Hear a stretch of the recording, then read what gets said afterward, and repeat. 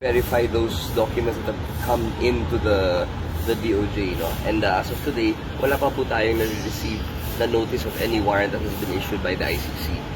Kaya po, sinasabi lang po natin that the government is ready kung sakaling magkaroon po ng warrant of arrest galing sa ICC.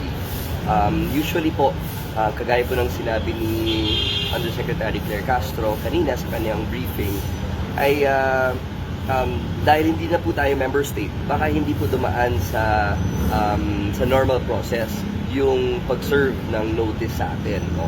Dahil kung member state pa po tayo, the proper process would be to inform either the Office of the President, the DFA, or the DOJ, which handles the law enforcement.